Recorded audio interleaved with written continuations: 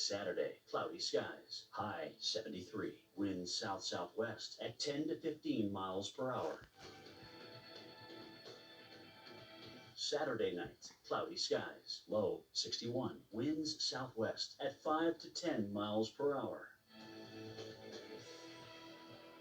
Here's our 7-day outlook.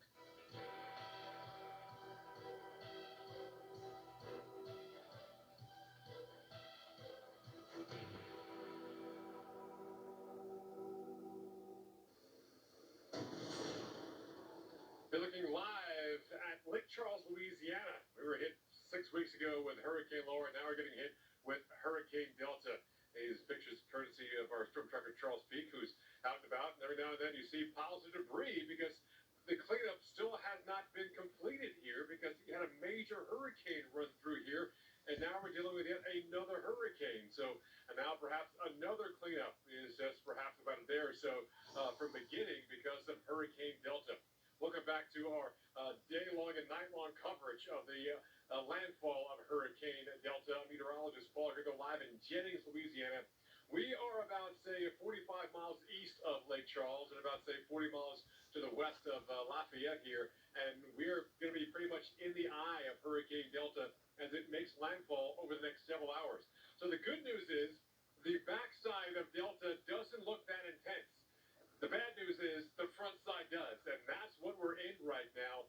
So for the next basically 4.5 to 5 hours, we have intensifying rain and wind we have to get through before we get to the eye of Delta. Then some calm, then some brief chaos on the backside, but the amount of weather on the backside of the eye not nearly as intense as we're dealing with right now.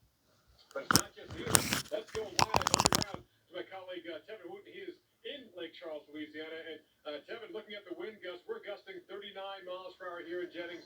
You guys are gusting now 45 miles per hour.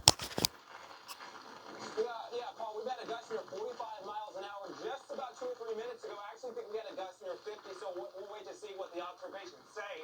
Some of the strongest gusts thus far today, though, 60 miles per hour. Keep in mind the strongest part of Delta is still about 60 to 80 miles offshore. So as this storm inches closer and closer towards the northern Gulf Coast and southern Louisiana, we'll certainly anticipate the winds picking up more.